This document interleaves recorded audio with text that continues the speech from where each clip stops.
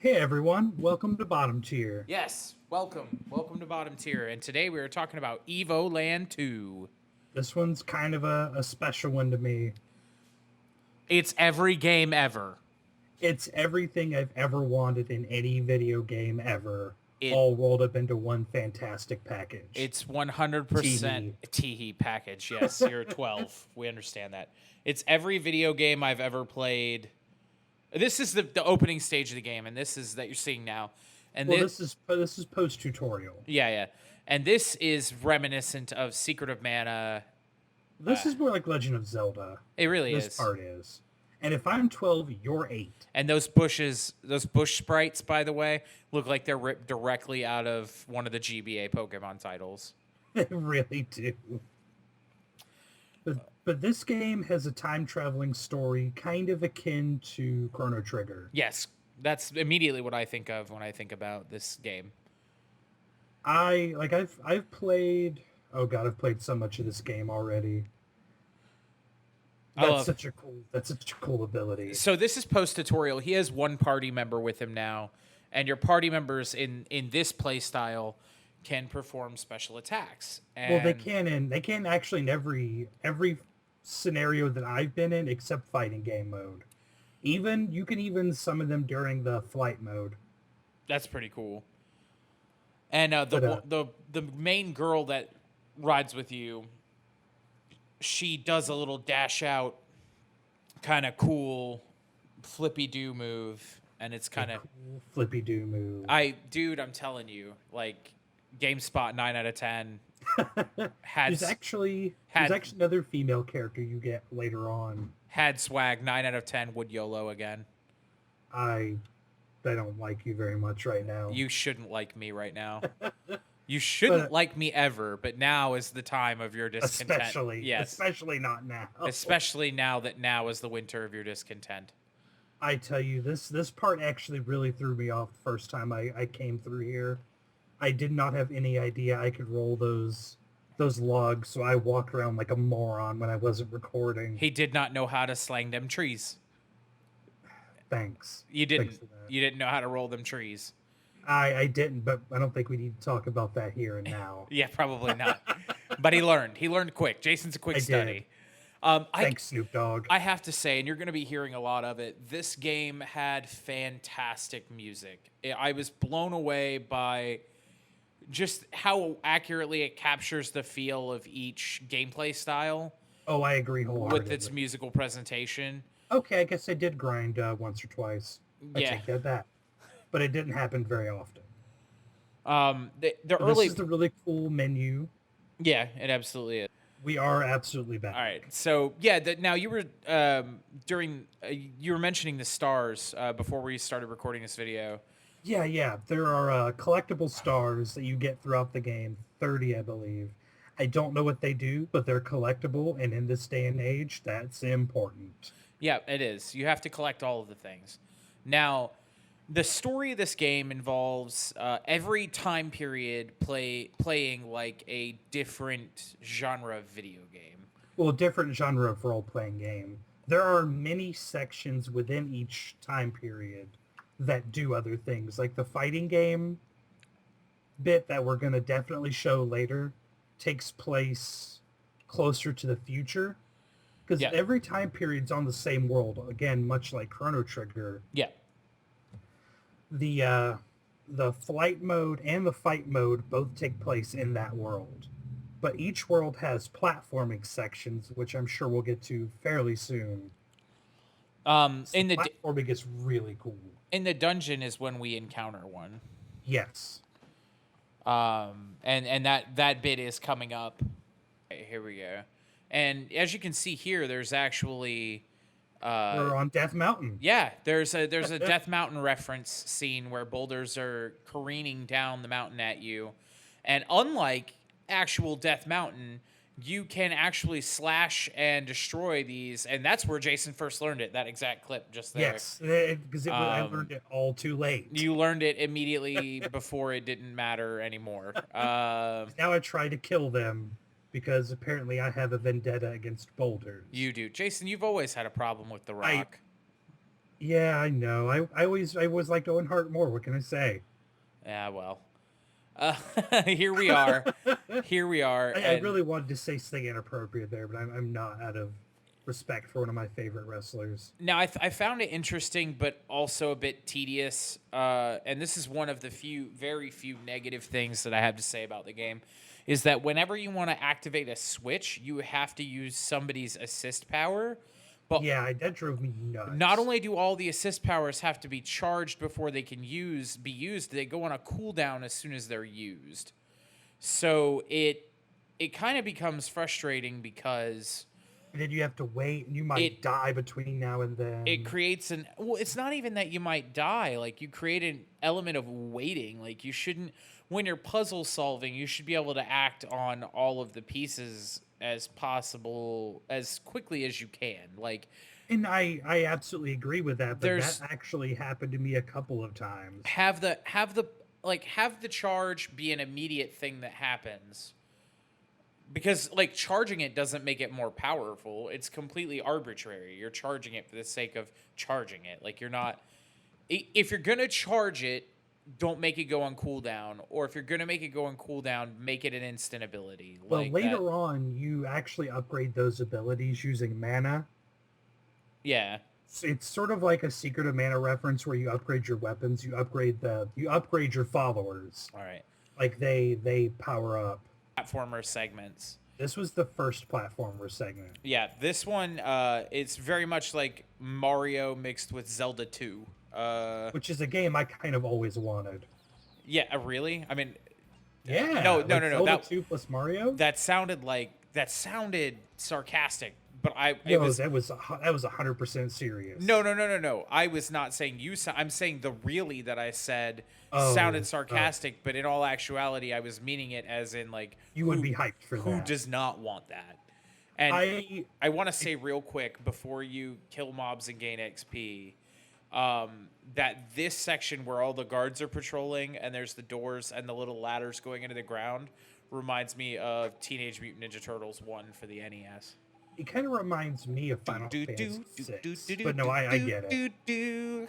No, that song gives me nightmares. I love that song.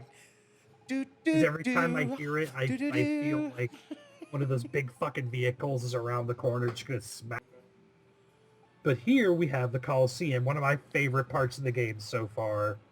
Yeah, this is the Great This Coliseum. announcer is the best. He's kind of like Aladdin. He's kind of an asshole. He really is. Now, there's actually a lot of story that we don't want to give away that happens here. But everything he says, that's terrific. And then the crowd erupts in cheers.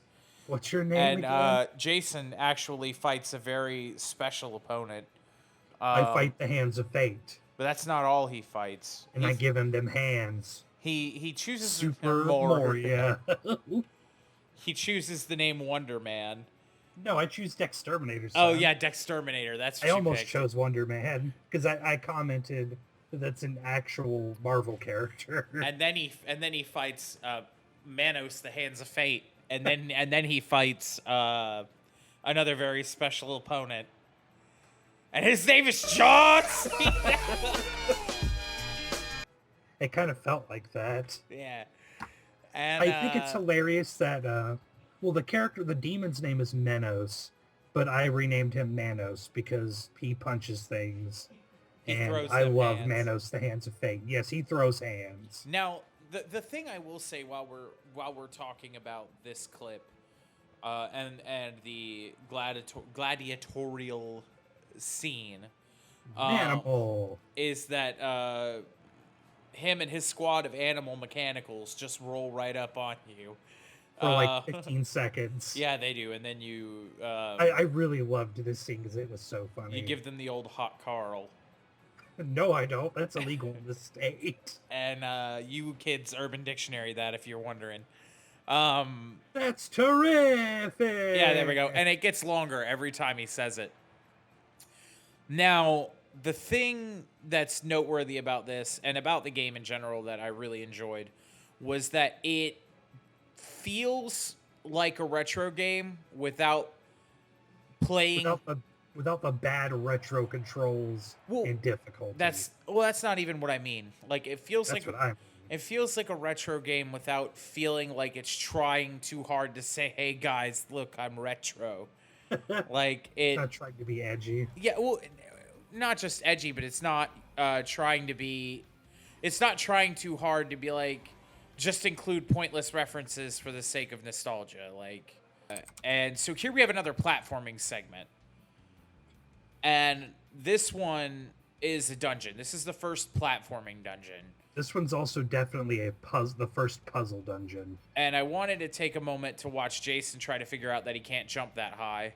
And he second guesses it. He goes, "Look, do I have an item that can make me jump that high? No, I don't." No, I don't. And eventually he does. He's trying to figure out what to do with that Anubis statue, but nothing happens. It's just a background decoration.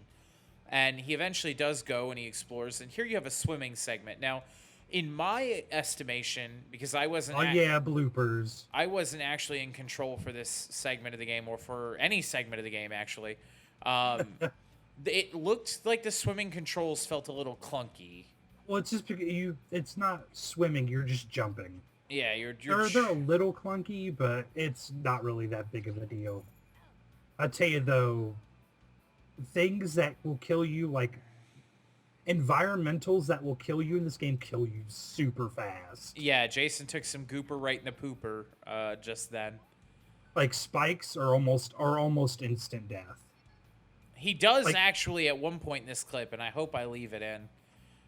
He nails a bat at exactly the right moment and angle with the drop down attack of Manos, the Hands of Fate. Yeah, Manos, he who throws hands. Yes. And it's actually super cool. I don't know if I'll actually include it, but if I do, you'll get to see it. You'll go, "Hey, he included it," and then you'll go, "Hey, he was really cool right there." Yeah, and you'll say, "Wow, that Jason, he sure is something else." Yeah, we don't like to talk about what that something else is. No, I do. I love to talk about it, but you told me to stop, so. Thank you. Thank you for heeding my wishes for once.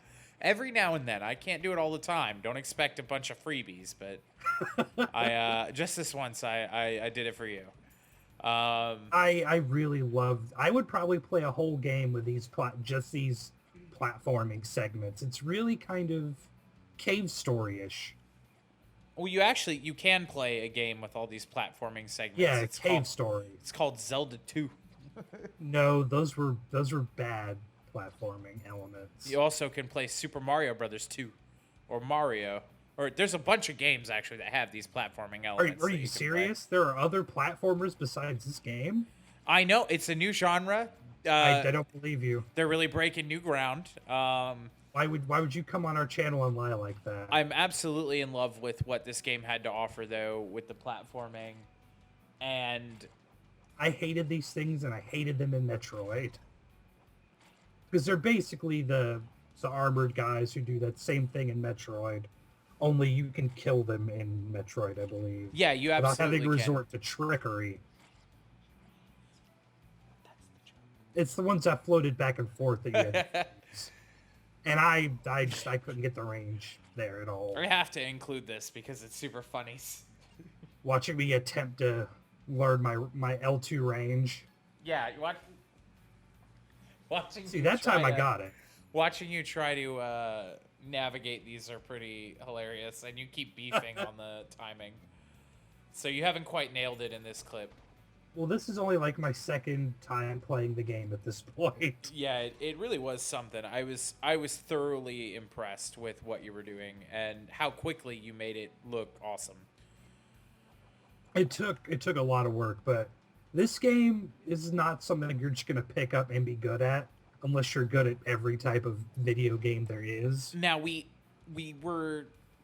this game has a lot to offer. It's a huge game. It feels like it'd be very long. I don't know how many hours Jason's actually pumped into it, but at this point, I'm around, I think, 15 hours. Now, this is one of the future segments where the graphic style has changed entirely. It's more like a PS2 style. Yeah, or even like a GameCube or a Wii. I don't know. I think this is too smooth for the GameCube. Wii, absolutely not the GameCube. Okay, so yeah, GameCube was still the era of kind of blockiness. and it absolutely, it looks amazing.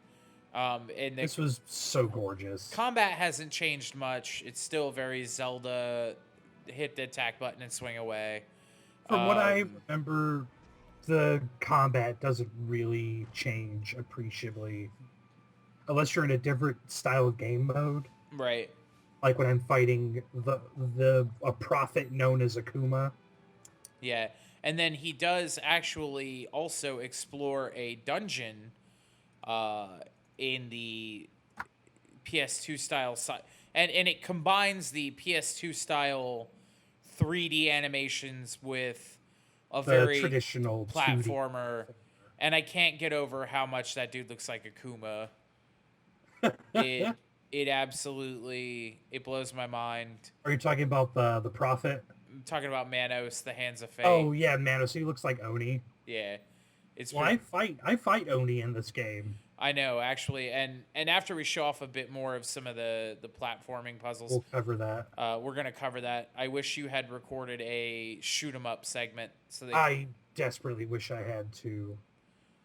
There's also something else I didn't record because it was honestly for the best when I was trying to do the puzzles in the library, because it was a library run by a curious man with a top hat.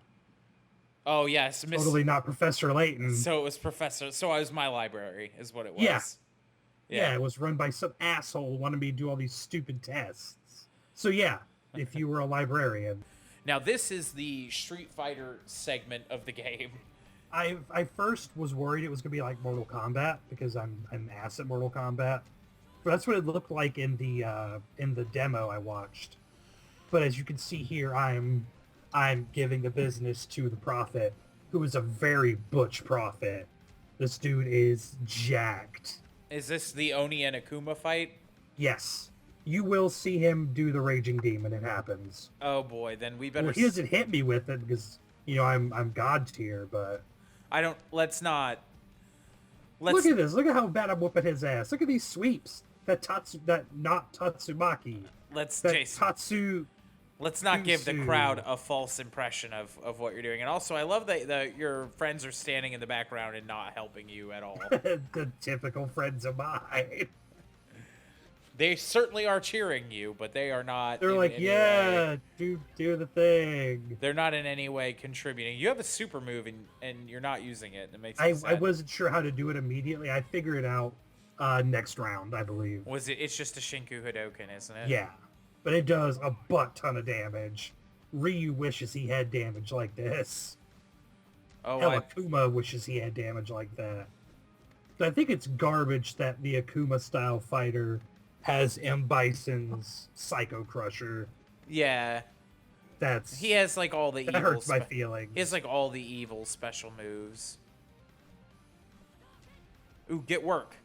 Now, I overall, like, just in closing thoughts, while we watch this fight unfold, I really was blown away by the quality of the game. There it is. And how well it seemed put together. Like, it no single part of the game that I watched or thought about playing. It's all very seamless. Yeah, the transitions don't feel forced. They don't feel like they're just doing this as a way to change the part of the game. Like when you go into the dungeons and it becomes a platformer, like they storyline are like, wait a minute, how do we get through here? We only know how to move in. It breaks the fourth wall in a way that's pleasing. It doesn't make it. Nothing in the game feels tremendously forced upon you or. Law, look at us. The 90s were a thing that happened. Like this it doesn't. Honestly, was one of my favorite parts in the game. Because not just because I like fighting games, but because it was so clever and it was well done. It's not, please don't sue us, Capcom. And the computer does not know how to Hulk up. And the computer does not know how to handle the cheese.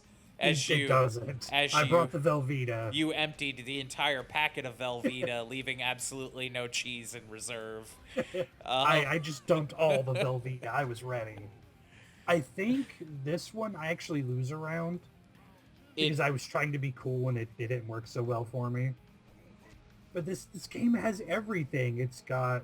Oh, if you'd ate that because you were jumping up and down in a neutral jump, I'd have peed myself. But this game really has a little bit of everything, and I mean that in the most literal sense I possibly can. It has a shooter mode that's like Galaga plus Raiden trad. It's a bullet hell, like those awful... Bullet hells for awful people that play them. Yeah, yes, thank you. Well done. And it's got Professor Layton style puzzles that are infuriatingly difficult. That Eric did with his eyes closed. Pooping on yeah, heads. I'm sure he probably could have. I mean, this game it's everything you could want in a game. Now...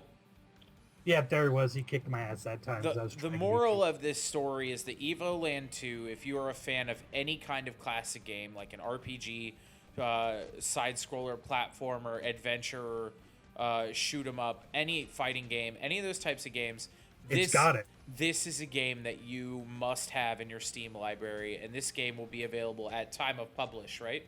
Yes, August 25th, I believe. If you're watching this, you should probably have already... You should have already bought this game. And gone and bought the game already, and that's not how super moves work. It does in this game. All right. Hey, everybody. Thanks for joining us. My name's Colton. And I'm Jason. And we were super glad to do this video for MMOHuts. If you liked what you heard or saw, or even remotely were entertained for a little bit, you can check out our YouTube channel, which I will link here on this page. And it's actually a lot funnier and a lot more entertaining than... We promise. ...than the review here. This is more of a, hey, this is a review type of deal. But check out, we're playing right now Pokemon Ruby. We're playing Super Mario RPG. We're playing... Earthbound. We're still playing Earthbound. We're still playing Earthbound, I promise. We've got a lot of fun things going over on that channel, as well as some new videos. We try to add videos every day, but it doesn't always work out that way. But we make it work the best we can. We also have our Twitch channel at twitch.tv/thebottomtier. We absolutely do.